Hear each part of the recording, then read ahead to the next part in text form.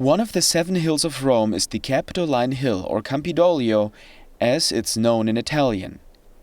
Here a new exhibition was inaugurated to show the world the story of this place.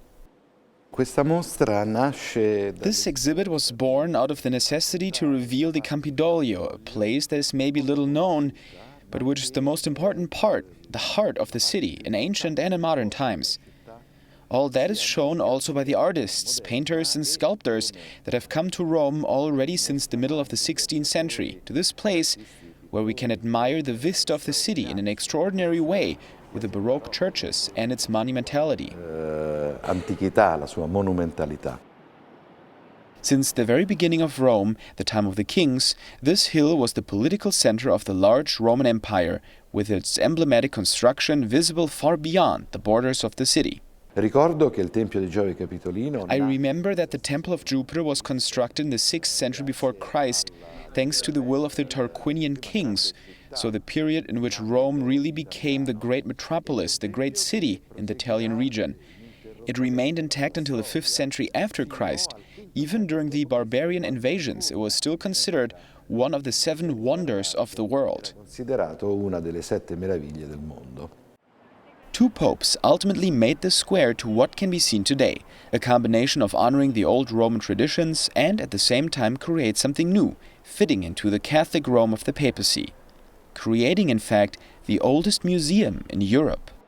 Michelangelo was a person that was directly connected with the Campidoglio.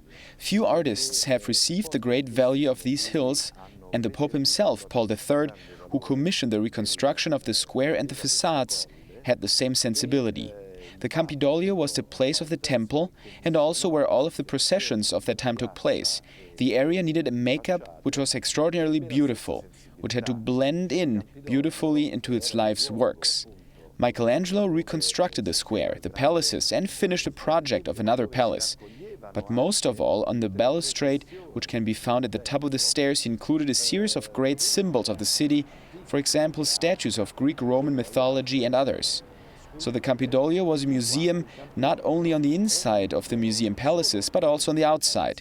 It is a museum in the open, due to its extraordinary importance, and that was the genius of Michelangelo, who understood to recollect and unite all of what he found on the square of the Campidoglio. The exhibition features 140 pieces of art in 3 sections and includes pictures, models, photos, historical documents, and rare archaeological finds, some of them brought together here for the first time.